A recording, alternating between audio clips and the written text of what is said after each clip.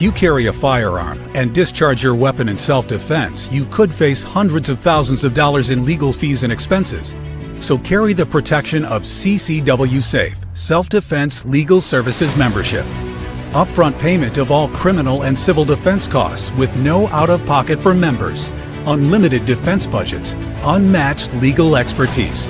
Carry the same level of support police officers have. Carry CCW Safe, the highest caliber. And we are back. I'm Chris Evans, the CEO of Survival Dispatch, joined by my good friend Randy Nance. Below me here, Green Beret extraordinaire. Beside him, our in-house CIA operative, Jeff, MD. we got the camera reversed. And we got a special guest tonight, Ricki Laahs, who's referred to us by one of our favorite Navy SEALs, Bill Brown. And we've got an interesting topic tonight. And we're going to discuss essentially the persecution, unjust persecution of Ricki, who was in the Marine Corps, and she attended J6, but didn't engage in anything violent, didn't do anything illegal, but got swept up in that whole mess. And we're going to stitch that together with the riots that are going on in LA and other cities where we have these two tiers of justice in Democrat-controlled areas. Just a quick reminder, if you go to survivaldispatchnews.com, sign up for a free account for our Substack. We know that most of you on the 9 platforms that we're broadcasting to don't get notifications when we publish new content. Sign up for the free Substack account. You'll get our Saturday watch guide in your email.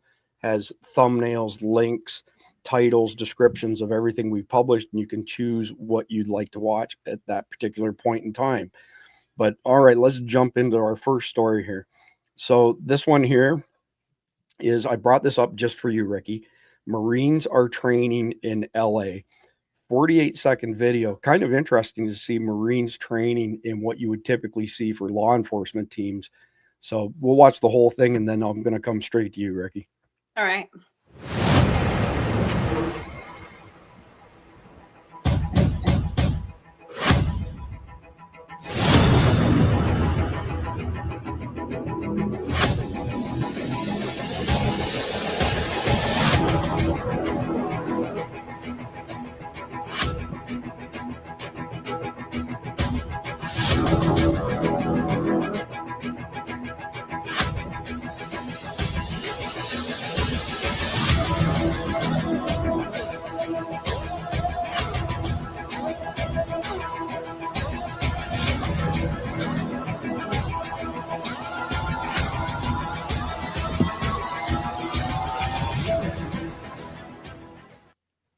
So I'm guessing that you didn't do any training like that when you were in the Marines, Ricki. No, not particularly. Not for riots. You know, we did training, but not that. So I'd just like to hear your thoughts on Pete Hegseth and Donald Trump deploying. I think it's at 700 Marines now that are in the LA area. Just your thoughts as a fellow Marine. I think that that's a really unique opportunity for the Marines to come together and to just show the community what they can do. You know, I think that that's a really smart move by Trump and Pete Hegseth, because, you know, everybody hears about the Marines, but they don't really see them because it's it's a really small branch. So, I mean, they sent how many, like 5,000 National Guard, and then Marines. I think that just really speaks for the strength and the force of the Marines. You know, we only need 700, to fix this. So I think that that's really cool. And I'm honestly, I'm really excited for like the community to see how the Marine Corps works in teams. That'll be really cool. I love your analogy of, well, you got 5,000 Army guys over there, but you only need 700 Marines. So I have to go to Randy Nance, who was a Green Beret in the Army. So go ahead, Jeff. No, yeah, can't leave out the Texas Rangers. Their motto: one riot, one Ranger. There you go. So Randy, it's up to you to respond for the U.S. Army here as far as. Well, I will say the National Guard, as far as states go, they are a different element than any active duty. There's definitely a difference. But I will say it's also a test, right? This is just a 701. They don't want to, if he said 5,000 Marines in active duty, people are going to crap themselves, and then it would be a much worse. This is just a little taste. And if we need more afterwards, we'll bring in more. And hey, I wanted to see them with guns, not clubs. Let's put some guns in their hands. Let's take care of business. So I think in tonight's brief, if memory serves me right, it was early this morning when I put it together, that there's a post, and if not, I'll just say it verbally right now, that apparently the federal assets that are in Los Angeles are protecting federal buildings, and they're not leaving that property to go and engage these rioters off of the premises. So, Jeff, your thoughts on Ricky's statement? We only need 700 Marines. We'll fix the whole thing. That's probably true, because I mean, these people, these rioters aren't used to dealing with these kind of trained professionals. You know, and not that the cops couldn't do it, but their hands are tied by their own bureaucracies. The Marines don't have that problem. Yep. You know, the guy in charge of them is Pete Hegseth, not the mayor of LA. So just a quick question for everybody. I'm not sure if there's a right answer or not, but it seems to me that the Marines relative to law enforcement are probably younger and in better shape would be my guess. Oh, by far. Yeah. So I think that makes, that's what sorry, go ahead, Ricki. Oh, I was going to say, especially in 29 Palms, like, I don't know if anybody else has ever been out there. I lived out there for a couple of years, and there's nothing to do besides work out. So yeah, if you're not in good shape, you're not doing the right thing when you're living in the desert. So interesting. All right. So we'll move on to the next one here, and let me get us back into the right mode. So this video here, I chose this for a specific reason. And Jeff, this is in your backyard. Oh, I'm glad. Tucson. And so this is Republic of Tucson. Yeah, this is a protest against ICE on Valencia and Country Club, posted 21 hours ago. And the reason I put this in here is because this is the reason that we need reinforcements in LA. And it puts a pretty fine point on it. It's not very long. It's 32 seconds. I'll go to you, Ricki, first for your commentary.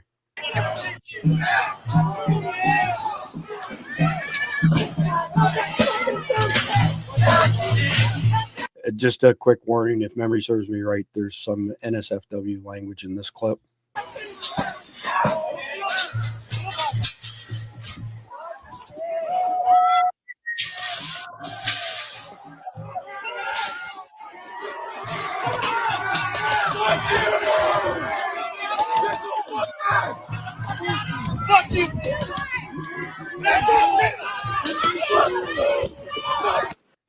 So that's the end of the clip. And again, my reason for putting it in here is I think that draws attention to the fact that we're understaffed. We're understaffed in multiple different ways from a law enforcement perspective, but especially in particular to these riots.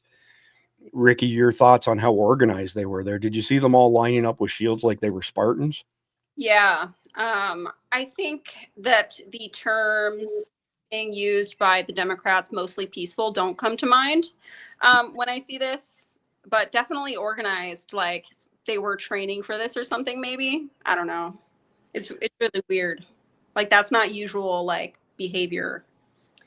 So there's a gun club in the Pacific Northwest. I want to say it's in Washington State, called the John Brown Club. And there was footage and intelligence came out of there several years ago of them essentially training Antifa and these types of tactics. Okay. And you can tell that they're not sophisticated clearly to the level of law enforcement or military, but they're much more organized than they were the last go around, 2019, 2020 timeframe. Randy, I'll go to you first. What are your thoughts on the disparity of numbers there? I don't see how the cops are in a no-win situation, in my opinion. If they shoot these people, they're going to be strung up. And if they engage them physically, they're outnumbered. Well, that is the problem. You know what I mean? I'm not sure, through all the last few years, certainly starting probably long before 2019 and 2020, we've taken that authority out of the cops' hands, where you look at that, man, I don't know if that was just paint. That could have been pepper spray, but they didn't really act like it was pepper spray after they got hit with it. So it's hard to tell. But either way, you look at this guy. He's got a freaking gas mask on all the way over his head. He's got gloves on and all this other stuff. You mentioned the shields. You know, if law enforcement can't use every asset at their disposal in that moment, that is the problem. Because you saw, look, there are only like 3 or 4 officers there. That's not a great picture, but that is what you look like. It looked like there was 20 or 30 in the stack, but then there were only 3 or 4 cops. I mean, what are they going to do? They're not going to be able to defend that. And, you know, to ask them to do that isn't right either. If they cannot deploy what they need to do to squash that, then that is the problem. Randy, give me your thoughts on, do you think that guy who threw the barrier at the cop will ever face any accountability for that? Absolutely not. He should. Absolutely, he should, because at that point, did you see the one in Florida today? It's a different sheriff, Wayne something. Yeah, but basically that's that's what he said. Hey, you throw a brick at law enforcement, you throw a firebomb at law enforcement, and we'll use now, and you throw a barricade at law enforcement, we're going to notify your next of kin of where to pick up your remains, because we're going to kill you graveyard day. And that's his exact words. But that, unfortunately, people, that's what needs to happen, because if playing with them and going out there and playing riot and playing like we're going to try to stop it isn't going to do anything. You know, you have to go in there first, take out the agitators, because the January 6th thing, that's how, if anybody, the general public, if they understood how we handled riots, they would have known that was a joke from the beginning, because you don't go in and arrest the whole crowd. You go in and arrest the agitators. But January 6th, we did the exact opposite. And we don't need to be doing that here. So I'm glad you mentioned Brevard County, the sheriff of Brevard County. So as most people know, that part of South Florida, ultra Democrat, liberal, it's a big blue blob in a red state. And the sheriff's name's escaping me right now, but he's second only to Grady Judd, our sheriff in Polk County, who's a national treasure. God bless him. But we have a different way of doing things here in Florida. And I'm pretty ambivalent on Ron DeSantis, but he's had a pretty decent run. Jeff, I want to come to you. First question is, what do the cops do when they're outnumbered like that? And 2, I want to hear your opinion as well on if you think anything will happen to these guys at all. I don't think it will. Yeah, I doubt it, because Tucson is, like I say, the People's Republic of Tucson. That's why I don't live in Tucson. You know, they have a different sheriffs than we have and everything else. So I don't think they ever will, because they're a bunch of wusses down there. In that case, you know, if those were federal, man, they should just be swinging nightsticks at these guys. Someone spraying stuff at you and throwing a barricade at you, that's assault with a deadly weapon. And man, start taking them out. Yeah, so I think the point I'm trying to make, and you just made it for me, is all of these jurisdictions where they're Democrat controlled, they're not going to do anything for these types of agitators. But somebody like Ricki goes to J6 and they try to turn her life upside down. And that's really the whole gist of tonight's episode. So the next one, here's a great example. So these are the people who were throwing stuff off of the bridges onto the 101, where one of the officers was injured pretty significantly. Thank God he had a helmet on, but he still ended up in the hospital. But Vernon Jones, I like his sentiment here. From LA to New York to Atlanta, you riot, you're on video, the FBI will hunt you down. I can't say I have a whole lot of confidence in that happening, but this is only a 19-second clip, and then I'll come to you, Ricki.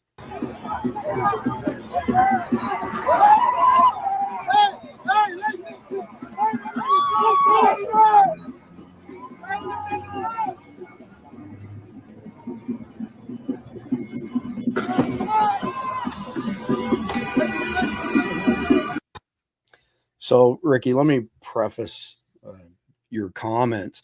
My feeling is that people like this, call them Democrat enclaves, have faced no accountability for years, and I think it's emboldened them. And they feel that they can do this with no repercussions whatsoever. I mean, I don't have the number at the tip of my fingers. You might know it, but how many people were charged over J6? I think over 1,000. I'm not sure either, with actual like criminal charges. Yeah. I'd be interested to see what that number is. And of course, Washington, D.C. is definitely a Democrat enclave. These guys here, I mean, I think this goes up a level. I'd like to hear from all 3 of you. I think this is attempted murder. I mean, we've had people hit by projectiles off of bridges, wreck, and die. Ricki, you can take the first swing at it, then I'll go Randy, then Jeff. Yeah, absolutely. I think they should be charged with attempted murder. They should, I mean, and this is my opinion about like just the whole riot situation in LA anyways. Like, they're burning American flags, they're waving, you know, Mexican flags. Like, that's not a protest, that's an invasion, in my opinion.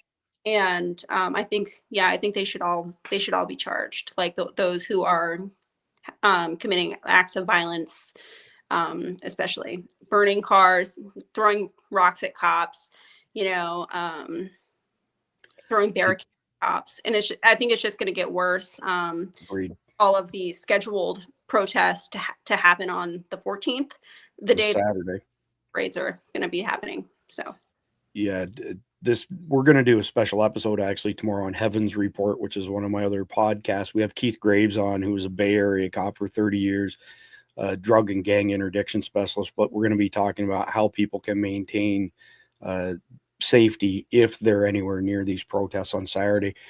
Randy, your thoughts on these guys not only shutting down the interstate, but injuring cops by throwing cinder blocks on them? Do you have any confidence that these guys are going to face any repercussions at all? You know, at this point, if they're in California, I don't have any real confidence. You know, we just saw that Gavin Newsom even tried to prevent him from sending in the troops. I mean, it's ridiculous. Yeah, this is attempted murder. You know, stoning to death has been around forever. Long before we even had any real weapons, stoning to death was a way to die. And throwing something off the top of the bridge for the size of bricks they were, you could kill somebody with one shot to the head, most likely, because that's at least a 15-foot fall of that brick, you know, and if it hits somebody in the head, and that's my point. Here's the biggest issue, man, those were all police car units. Well, they weren't cars, those were SUVs, it looked like. But regardless, dude, somebody's throwing a brick off at you, shoot that person. And if our law enforcement doesn't have that ability, I don't know what we're doing. And, you know, these people aren't here, as Ricki just mentioned, you know, they're burning American flag. They're carrying the Mexican flag. I've got a post here that I read some, it's a little too long. Maybe we'll get to it later, but you know, and it's some people that are in California that now they have half the classes are illegal aliens. Yeah. And the way they treat the teachers and everybody else in the class, they're not here to assimilate. They're not here to be friendly. And it's time for us to realize that. Most of us already did, but the rest of us need to get on board. And we need to get them out there. I mean, look at these cars. Look at these patrol car units down here smoking and smashed, man. That's just ridiculous. And then just allow them to sit there and do it. It's insanity. Jeff, do you have any quick comments on this particular incident? Yeah, I think the simple solution to this is a 12-gauge shotgun with bird shot. When they lean over that railing, they get a face full of bird shot. Probably won't kill them, but it'll make them think twice about going over, looking over that railing again. That's what them old guys used to use rock salt for. The rock salt, bird shot, yeah, a little low brass skeet shot. That'll pepper them. So I was just going to mention the rock salt because my father and our neighbor way back when we lived in the middle of nowhere used to use that when the coyotes would come around. Well, and then when they go to the hospital to get the pellets picked out of their face, you arrest them. Right. That's too funny. So this next clip, and we only have a couple more, and then we're going to tie this to Ricki's situation. Can someone please explain to me how on earth it is possible for someone in LA to riot for 5 straight days? How does one endlessly riot and still hold down a job to feed their family? And it's a rhetorical question, of course. I'm going to play the 32-second clip, and then I'll come to you first, Ricki.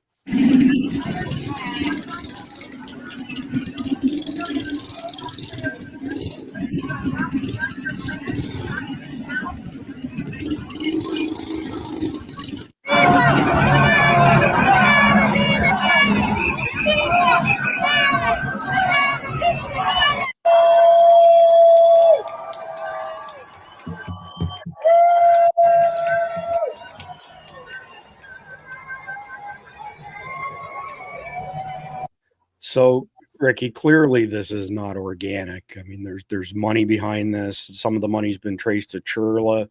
There's money's been traced back, of course, to George and Alex Soros. I mean, I never thought we'd see the day where this is unfolding.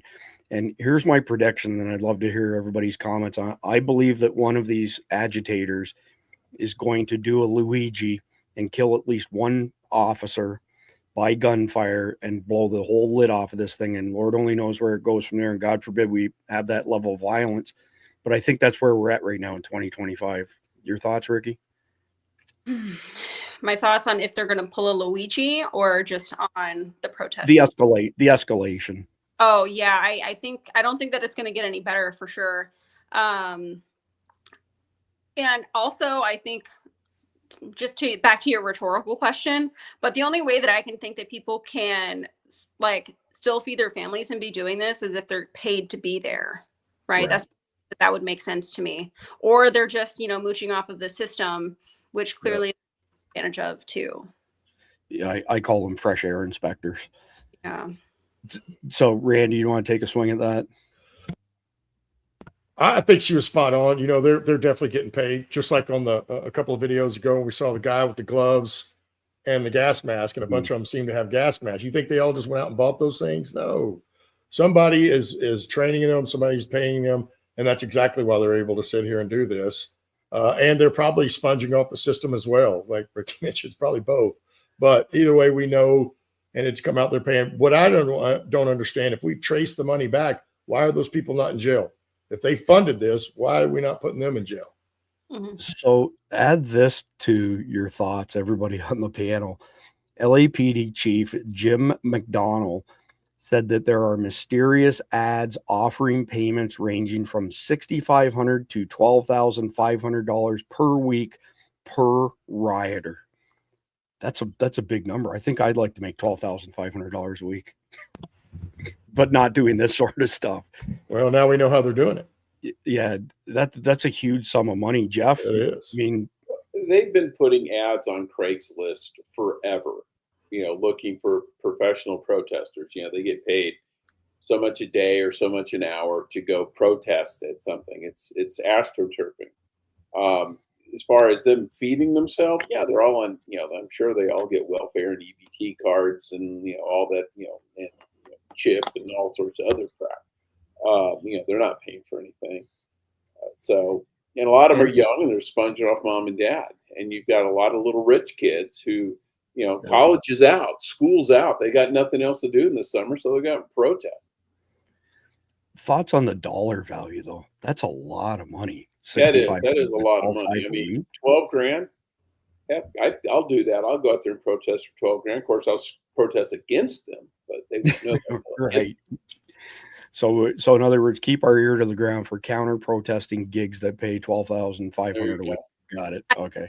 I heard that there are trucks that are going and delivering gas masks, like $60 gas masks, and they're just handing them out to the protesters and stuff. So, well, the guy who delivered those face shields day before yesterday, or whatever it was, had a whole truckload of those things. He's been arrested. Good, as he should. Yeah, good he's point. an MS-13 guy too, of course.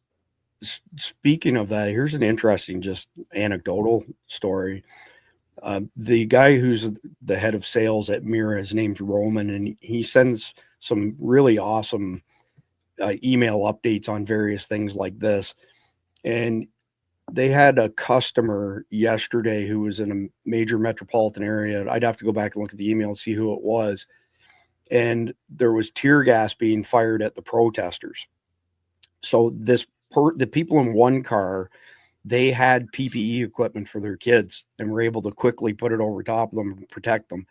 They were traveling with this other family who did not have any PPE, and they had to go to the hospital and have their eyes flushed and all kinds of stuff. Just a crazy story. Like, I've got a gas mask sitting beside me thinking to myself, how the heck did we get to the point where we have to have gas masks on hand? I mean, it's unimaginable, but we'll move on to the next one here.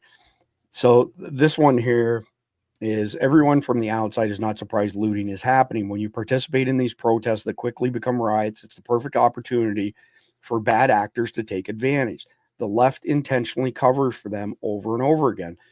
Minute and 51 seconds. I'm not going to play the whole video, but the gist of this is that you have people looting businesses and you have other people who are rioters, protesters, whatever you want to call them, saying, hey man, don't do that. You're making us look really, really bad.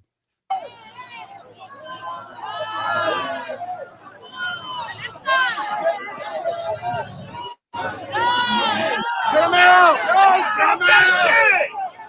Yo, stop that shit! Stop that shit! What happened? What happened? Hey, get up, bro. Get up. Hey, we don't do that shit, homie. Hey, get out. Nah, they looting.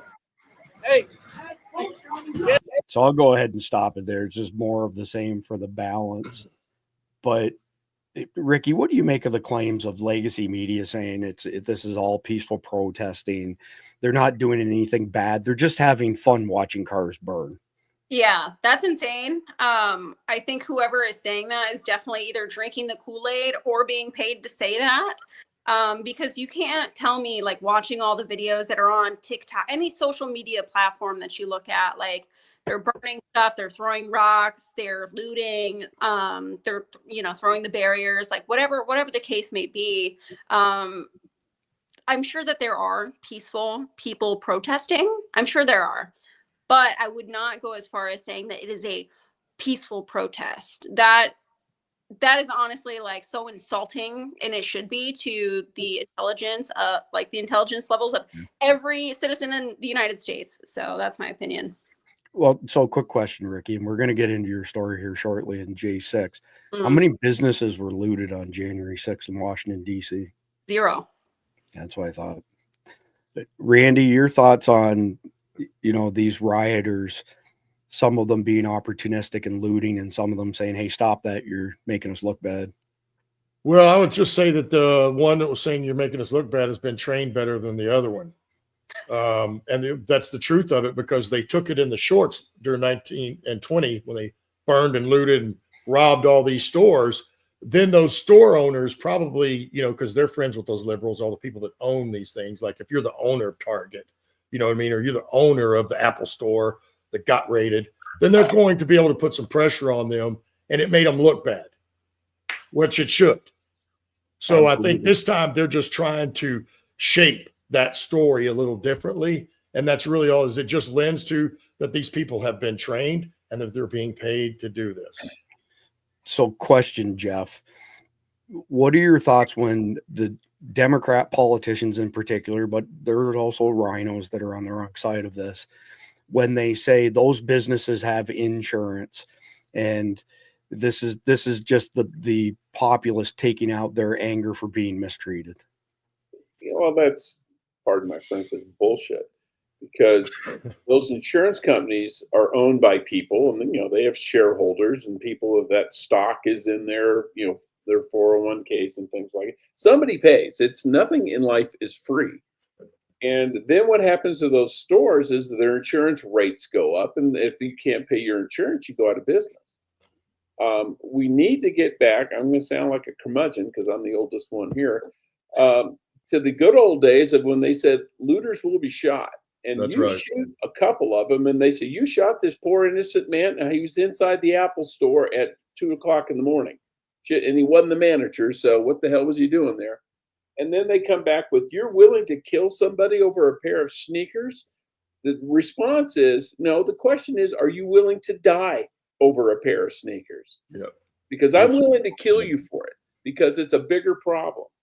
And you start shooting looters, they will stop looting. Yeah. The only reason people do this crap is because they get away with it. Right. Yeah, I reckon so. So just a funny aside here. I got a nasty gram from somebody on Substack because I showed the picture of the rooftop Koreans in the early 90s and said paging the rooftop Koreans, and somebody lambasted me and said I was racist. Well, here's the truth behind all of that.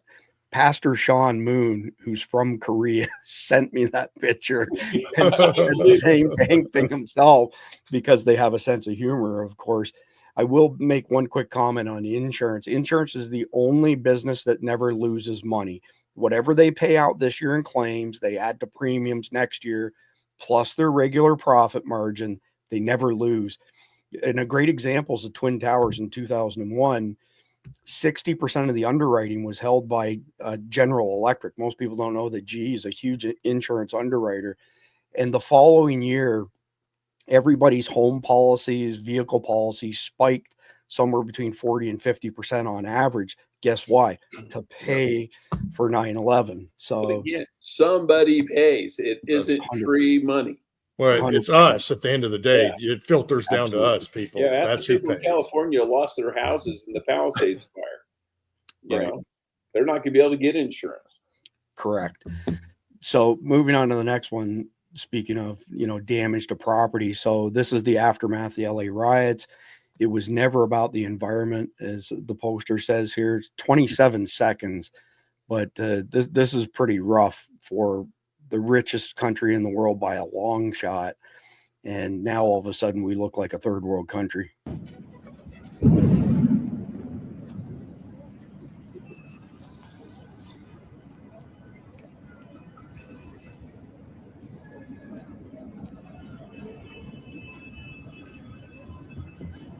So I'll go ahead and stop it there because we all get the gist of it. I don't think anybody's been arrested for this, Ricki or anybody else. Have you seen anybody been arrested for torching these Waymo cars? No. I don't have a whole lot of faith that anybody is. They might get the odd token person, perhaps. I mean, did you see the guy, Ricki, who was throwing cinder blocks at one cop car after another? They've identified him now. He's on the top 10 FBI most wanted list. And I think they'll catch him, and I think that they'll put him away. But I think the vast majority of these people, we're starting to sound like a broken record here, are not going to face any repercussions whatsoever. So I want to move on to the next one because this was sent to us by Dale in our private Signal chat. Dale, Dee Dee, Roger Moore, a bunch of others are just prolific at posting information for us in our Signal chat. And the question had come up the other night ago, what's the law in Florida if you are blocked by protesters? And I didn't know the answer to the question. So Dale found this and sent this to the group. And this was posted either late yesterday, June 11th. Yeah, so late yesterday, this was posted, 10:54 p.m. yesterday. Listen to what DeSantis has to say with regards to being blocked by protesters. And we also have a policy that if you're driving on one of those streets and a mob comes and surrounds your vehicle and threatens you, you have a right to flee for your safety. And so if you drive off and you hit one of these people, that's their fault for impinging on you. You don't have to sit there and just be a sitting duck and let the mob grab you out of your car and drag you through the streets. You have a right to defend yourself in Florida. So, Ricki, I don't know if you're aware of this, but Ron DeSantis was courted by Paul Ryan, who's a WEF stooge, essentially.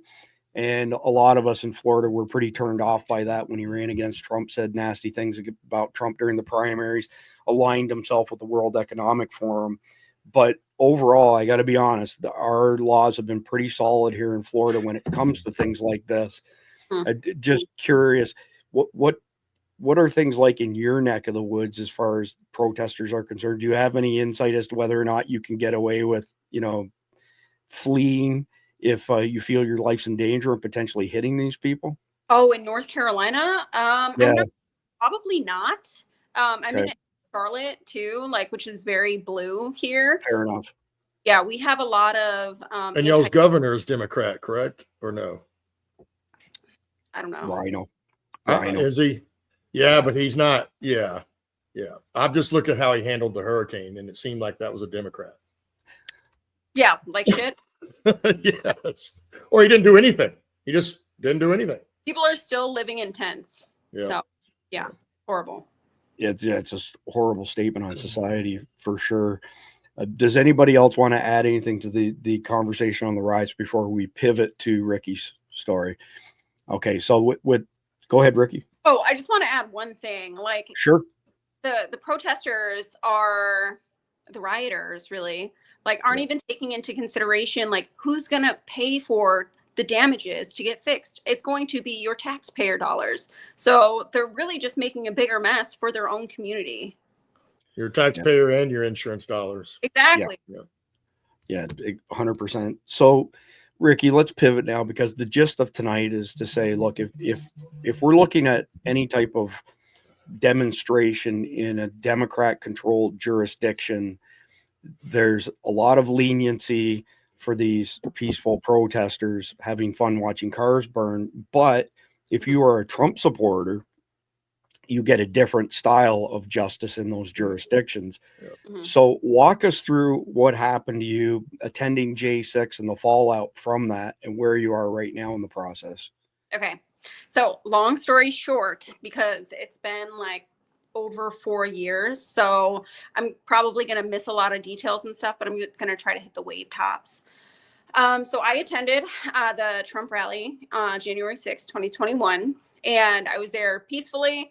I was there with my friend Corey, who needed me because he had broken up with his fiance at the time, and he was like, "Ricki, I really want to go to this." Like, and he was in a bad spot, right? Like, he was also a Marine Corps veteran. Like, we were best friends. And so I was like, can we go to the one in California? Like, I'm really not trying to drive all the way to DC. And he's like, no, Ricki, if we're going to go, we're going to go to the one that Trump's going to be at. Right. And I hadn't seen, Trump ever speak before. Right. So I was like, you know what? Screw it. Like, let's go. Right. So we went and we actually missed Trump speaking. Like, we didn't even make it on time. So that was a huge bummer. So still to this day, I haven't seen Trump speak live, haven't met the man, right? But so we went there, we saw people walking. We were like, hey, where are you going? They're like, oh, we're going to go protest at the Capitol. And I was like, all right, let's go, right? So as we're walking there, it's literally like a parade, right? People are singing, people are chanting, there's music, there's a stage set up where people are doing like the YMCA song. So there's AGA, right? Yeah, And we're old enough to know. Yeah, we lived that era. so like there were people like performing on the sides, there were people like selling merchandise. Like, it was really like kind of like a festival, right? Okay. And it was like really positive vibes. And then, so we finally got to the Capitol. We were in the front of the building and stuff, and massive amounts of people, like probably over 1 million people there. And then they turned off the cell phone service. We went around to the side. And then we finally, we made our way to the back, and I was basically like a little mini reporter that day. I was like taking all kinds of selfies, making like little videos, like, this is Ricki Laahs here, blah, blah, blah, reporting. And I found out that I'm really not a good reporter either that day. But so we made it around to the back of the building and stuff, and there was like nothing going on at the back. That's why everybody was focusing on the front. But I didn't see any violence that day. Like, I didn't see anybody trying to fight anybody, or any cars on fire, or anybody trying to loot anything, right? Everybody was just there having a good time. Like, some people had megaphones, it wasn't a big deal. So we left. So after that, like a couple months later in March, my employers found out that I went, and then they found out on Monday, and then by that Friday I was fired. So let's just clarify. So you were out of the Marine Corps at this point in time, but you were working on a base, right? Correct. Yes, I was working at Air Force Base. Okay. Yep, I was a virtual systems person for the Space Force. Okay. And so then they found out I got fired, and then that led to a whole like trickling of events, right? So immediately after I left, they called me an insider threat, went through all of my stuff. Obviously, they didn't find anything because I'm not an insider threat. And then my clearance. So is this your employer, or who was going through all your stuff? I'm sorry, So it was the cyber team. So it wasn't my employer that was going through it. It was the Air Force, Space Force people. Okay. Yeah. So then my clearance got put under loss of jurisdiction, which means that you need to get a whole new reinvestigation to see like if you're qualified to hold the clearance. I had a TSSCI with SAP, which is Special Access Programs, because I worked at the Space Force, right? Okay. Oh, and sorry if I talk really fast. It's all good. I'm from the North. So then I was like, you know what? I don't really even like IT very much. I like to be with people. I like to travel. Like, what can I do? So then I applied to be a flight attendant, making obviously a lot less money than I was making at the Space Force. But I love to travel. So free travel for me was a win. And so I applied. I got accepted into the position, and then they were like, hey, we need to run a federal background check. I was like, great, that's fine. And then I got a call from the FBI the next day. My FBI guy's name is Kevin, and don't know his last name, but I know he told me his name was Kevin. And he was like, hey, we saw that you were looking for, we saw that you were applying to, be a flight attendant. We need you to come in because we need to talk about what happened at January 6th. Right. And I was like, all right, I can be there later today. So I went in, got interviewed by the FBI and told them everything, where I was, all the things, told them that, I didn't do anything illegal or criminal or violent or whatever. And then the next day I get a rescission of an offer from that airline that I applied to. So they blocked me from getting employment then. And then I was like, oh my God, like they really think that I'm a terrorist, right? They really think that I'm a criminal. So then I get put on the domestic terrorist watch list, had a whole fun time at the airport. Then we finally found like a DoD contracting company that was willing to sponsor my clearance getting reinvestigated. That took over 1.5 years to get a statement of reasons on why they were going to be revoking my clearance, which were like things like, oh, you're a criminal even though you've never been charged with a crime, and that your allegiance is not to the United States, which is a huge slap in the face for any veteran, and that they were going to be revoking my security clearance. So that's when I reached out to my lawyer. His name is Bill Brown. He's a boss. Definitely, if you ever need any legal help, check him out, see if he can help you. And he wrote like a little paragraph in the rebuttal part. And then we sent that into DCSA, which is the security agency for the DoD. And they came back to us a month later saying that they were going to be withdrawing their statement of reasons and reissuing them. Still to this day, they haven't, over 1 year later. And we also submitted a Freedom of Information Act request to the FBI, asking them for my all of the documents and stuff for my investigation. Okay. And we submitted that last February. And then we finally got something back a couple weeks ago in May of this year. So over 1 year. And they basically told us that they weren't going to be giving us those records because they could be used in a future legal whatever. So basically they said, screw you. So just out of curiosity, your FBI guy, Kevin, his last name wouldn't happen to be James by any chance, would it?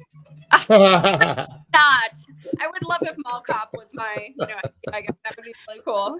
Well, I'm just saying, I thought, there might be some relationship to that. So Jeff, I'll go to you first. Your thoughts on a veteran going to J6 and being put through the ringer. Like, we haven't even touched on all of the stuff that they've done to Ricki, but it's pretty, it's discouraging that our own government would do this against good people.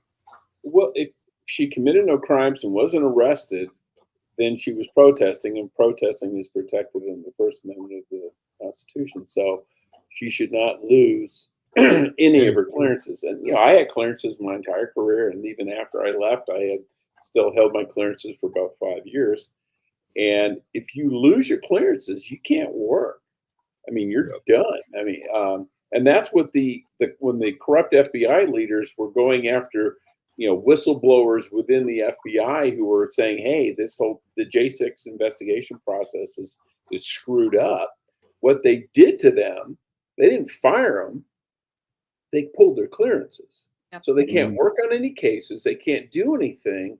And then they would suspend them without pay. But at the same time, they said, if you go get a job somewhere else, you're forfeiting your employment with the FBI, and they would lose any pension benefits or anything else. So it's kind of a backhanded way of screwing someone over without directly saying or trying to drive them out, making them quit without firing them. She got fired, but if you lose your clearances, you can't get on with another defense contract or anything else. Mm-hmm. And in her case, you couldn't get a job as a flight attendant. So yeah, it's a way to screw people over without being direct. Yeah. correct me if I'm wrong, but so if a civil servant or a bureaucrat does this sort of thing, Jeff, do you have any recourse as far as civil litigation is concerned? It's really hard when it comes to security clearances, because you don't have a right to a security clearance. It is a privilege bestowed on you by the government that they're going to trust you to share classified information with you. I had TS, SCI, SAP, TK, RU, and Q. I mean, I had a boatload of them. And each one is a process. But we would have to go through polygraphs every 5 years. You had background investigations. You're filling out, these, 40-page, personal history statements. It's an ordeal, and it doesn't take much to trip it up. But you can't sue somebody for not giving you a security clearance. So, Ricki, question for you, and then I want to have you weigh in on this as well, Randy. What was your reaction? Like, take us back to the moment in time when you found out that you were on a terrorist watch list, an FBI terror watch list. Okay, so I found out actually when I went to the airport. And so I had a little bit of suspicion before I actually was confirmed, right? So when I was still in Colorado Springs, my sister ended up getting diagnosed with cancer. So I was flying from Colorado back to New York to, go and hang out with her. But I wasn't able to check in online. So they made me check in at the front desk. And it took over 2 hours to get checked in. Flight. I was like, what's going on? Like, what's wrong? And then I finally make it through the gate and made it to second base with TSA. Unfortunately, was not by choice. I was randomly selected, like we all are, for additional screening. So then I made it through the gate, and then every single connecting flight that I had, they would set up another TSA gate, essentially, to re-go through all of my things, to re-pat me back down. And then one time when I was in a connection, they were literally pointing at me being like, this is her, after I showed them my ID. And they would follow me through the airport. They would, be watching me on the plane. And it was finally confirmed when I was actually flying back from New York to Colorado, where the gate agent literally shaking when he was talking to me. Like, he was dealing with like the world's most wanted terrorist criminal that he's ever met in his whole life. Like, he was like physically shaking when he was talking to me. And I was like, what's going on? I wasn't able to check in online again. I had to check in at the gate. It took, again, over 2 hours to get checked in. And he told me, he's like, we have to check you in with the FBI. And I have to keep going back there to check in with them. He's like, and I'm telling you too much right now, and I'm probably going to get in trouble. But I could tell that he was really nervous, and he was just spilling the beans. And then, so yeah, and I had the quad S's and stuff on my airline tickets and stuff. So, but that's when it was finally confirmed was that American Airlines agent that spilled the beans. Interesting. So I'm actually just bringing this up. So that our audience can see it. So I'm trying to remember her name. It'll come to me in a minute, but we had Sonia Labasco. That's who it was. She was the one who broke the Tulsi Gabbard story. And that was the first time that I personally heard of the quad S's. Yep. So this is what Ricki's referring to for our audience. So if you have a boarding pass that has 4 S's on it, you are on the TSA Safe Skies, I think it's called, list, which means that you're subject to a whole bunch of extra inspection. And, I was going to ask you if you had the shirt by chance, if you fly with the shirt at all. It seems very fitting for where you are. Definitely get one. Yeah, I will now. I send us the video. We'll be happy to publish that. Randy, as another veteran, what would be going through your mind if you found out that you've been placed on a terror watch list for peacefully attending an event? It's got to be the ultimate insult. Yeah, of course it is. And then to get the letter she got, them telling her, that she is, not aligned with the United States, and she's a criminal, even though she doesn't try. Well, that's a bunch of bullshit. And somebody should have to. There should be some repercussions for that. Jeff's right. When it comes to your clearance, that's a subjective thing. You're not going to Unfortunately, that's just the way it is. But he's also right.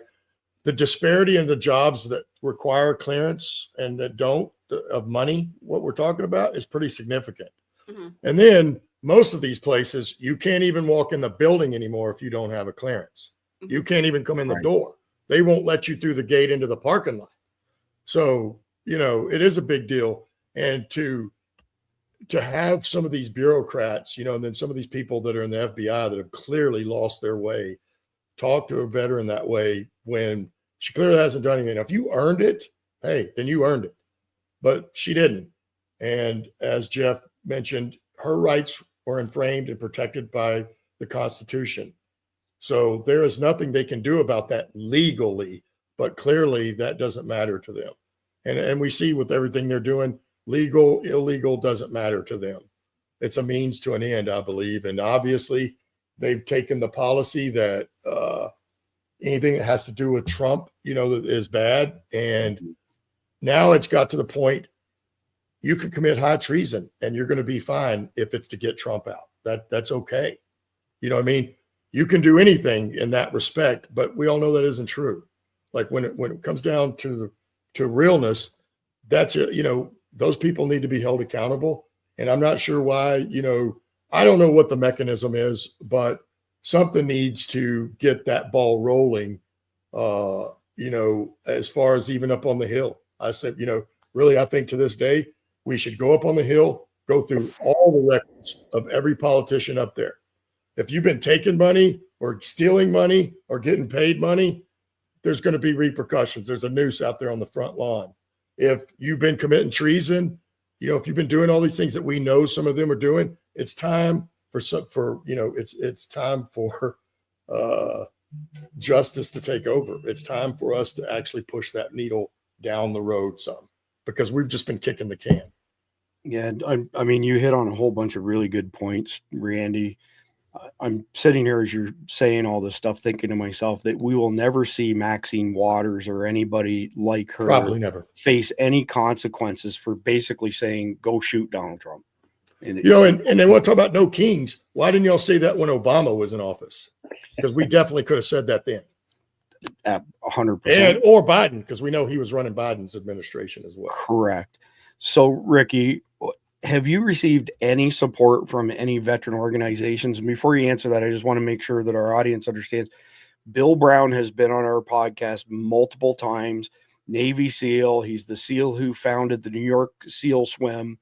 Good friends with Pete Hegseth. Bill is an awesome guy. And you couldn't have a better attorney, Ricki. But I'm wondering, are there any veterans organizations that have taken any interest or action in your case? No, not any, besides Bill, like no veteran like organizations or anything like that. But I have had like friends who are veterans who have helped me, right? Like my friends, Wendy and Chris, like they're the ones that helped me like get that, you know, contracting company to help me get my clearance reinvestigated, which was really, really awesome. And then you know, my boyfriend, he's also a veteran. He was in the Marine Corps and he's been super supportive. So it's not like I don't have a support system, but as far as like organizations and stuff go, no. Yeah, I was just curious if anybody was advocating on your behalf besides our friend Bill. No. So all this stuff that's happened, we've got this 2 tiers now, like Randy pointed out, and the rest of you as well, that there's one set of justice for Trump supporters versus Democrat supporters, socialists, communists, whatever you want to call them, as far as not facing repercussions and accountability for the most part for, you know, their actions. What advice do you have for other veterans who end up in a similar situation to you? Because I don't think we've seen the end of this. As a matter of fact, I think it's only going to get worse, and we're going to be more divided, more balkanized, and that more instances like yours, unfortunately, are going to unfold.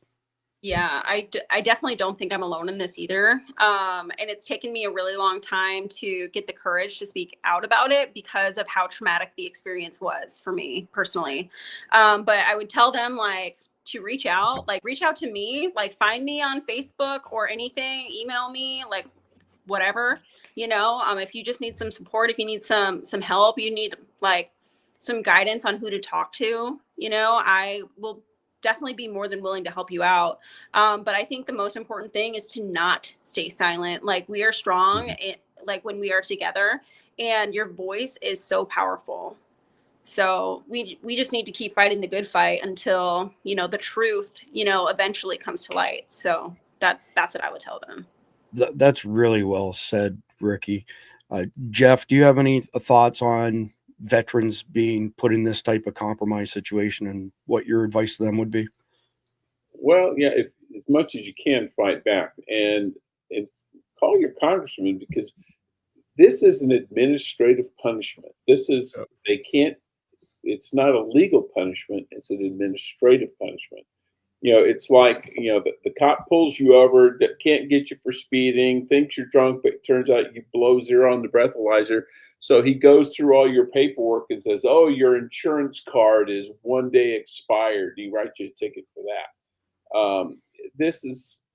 They couldn't get her on what they wanted to, so they just make her life miserable. Yep. And whoever does this should be fired. Yeah. Because they look at it as, it's like, well, okay, I didn't get a meal, but I'll get a sandwich. Well, you're screwing with people's lives, and we're all taxpayers. These government employees, and I was one too. We work for the taxpayers, and we shouldn't be screwing them over. Ricki, did you have something you want to add to that? Oh, no, I was just agreeing. Okay. So actually, Jeff, thank you. That tees up the last question for Ricki. We're coming up on the top of the hour here, and I want to hear your thoughts on this as well, Randy. So if you could confront the FBI or TSA officials who placed you on the watch list, what would you say to them with regards to the impact of their actions on your life and your honor as a Marine? Well, I would tell them that they're wasting a lot of U.S. taxpayer dollars on targeting patriots. I would tell them that, it's really disheartening, especially for veterans and stuff. It broke my heart. Like, I was sobbing when they were telling me that my allegiance was not with the United States. It still breaks my heart. Like, I would die for this country. And I would ask them, would you do the same? Do you love this country enough to die for it? Because if you do, then why would you be attacking, patriots? So, and with the TSA agents, I would say, maybe get permission before, you go to second base with somebody, but that's just, a thought. So. Well, like we saw the shirt. If it's the TSA, it's not gay. Yeah. Funny, but not funny, right? So Randy, curious what your thoughts are as a veteran as well. Actually, quick question, Ricki. If you weren't loyal, in their words, to the United States of America, who did they think you were loyal to? Exactly my point. Exactly. I was asking the same thing. I was like, last I checked, like, the only country that I've ever pledged allegiance to is the United States, Yeah, it's crazy. Randy, your final thoughts here on Ricki's situation?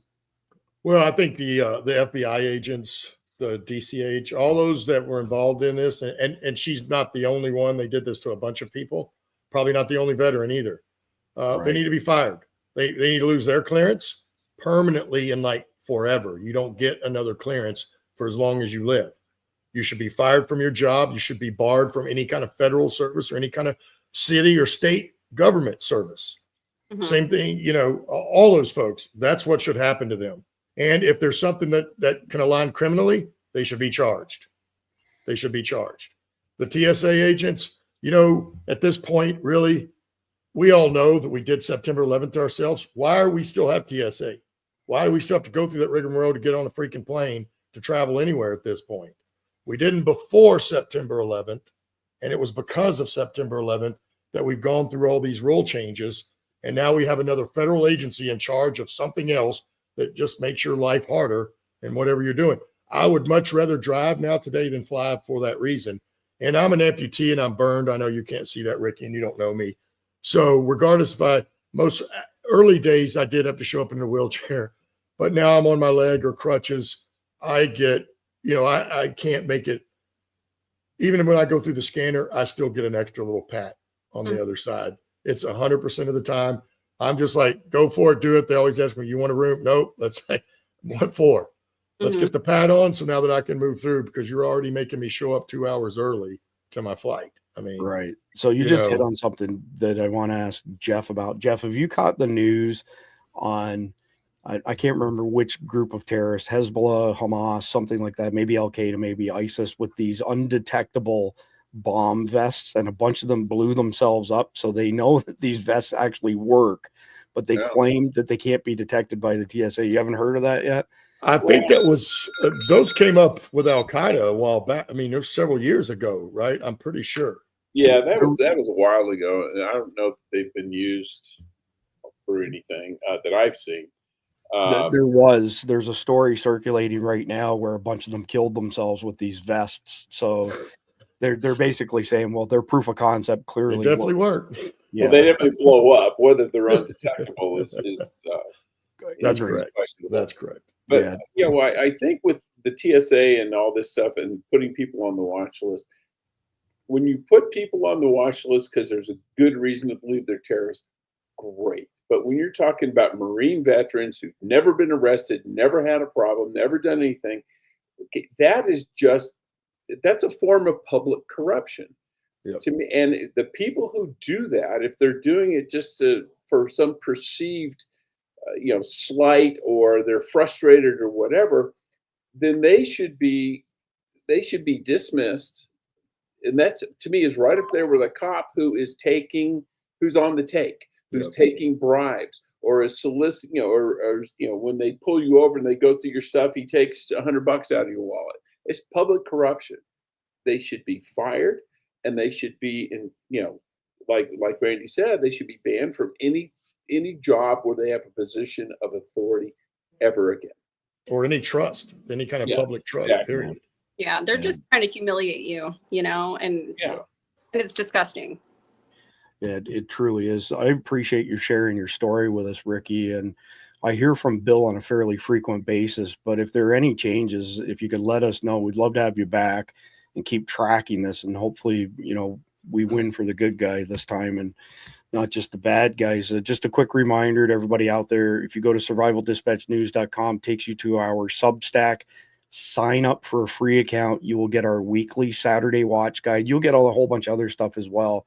But that way, when you're not being notified when we publish new content, we have 432,000 subscribers on our YouTube channel, and we get more views on our Substack, where we're not censored or suppressed with a fraction of the number of followers. And it's predicated on you not being notified when we publish stuff. So if you sign up, free account, get our watch list on Saturdays, you'll have access to everything that we do. Tomorrow, 5:30 Eastern time, Keith Graves and I are going to cover best practices for being caught in any of these widespread riots on Saturday. Randy and Jeff may be with us as well. That's going to be a recorded session. We're recording it tomorrow morning. It'll broadcast 5:30 Eastern. And then we'll be back tomorrow night live for Survival Dispatch News, which, by the way, the one with Keith Graves is on Heaven's Report, which is my new podcast. But we'll be back at 7 tomorrow night with the next episode of SDN. Ricki, I thank you for your service. Thank you for sharing your story. Appreciate it very, very much. This is Chris Evans signing off. God bless America, and enjoy the closing video. America's going to be very rich again, and it's going to happen very quickly. It's time for the United States to return to the system that made us richer and more powerful than ever before. Instead of taxing our citizens to enrich foreign nations, we should be tariffing and taxing foreign nations to enrich our citizens. Weight's been lifted, freedom is on its way. On America, we've been sheltered, culture and family we must save. No freedom. Get out of here. Get out of here. Send a better way in the better days. But it's not fair.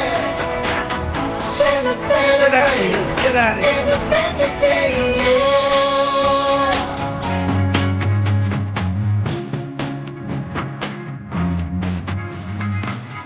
Ooh, it's just beginning.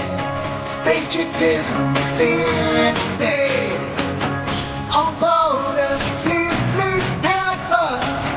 Set us free, no more taxes to pay. You're freedom in the faith today. Send the bell away. Bird is nothing. Send the bell away. In the faith today, yeah.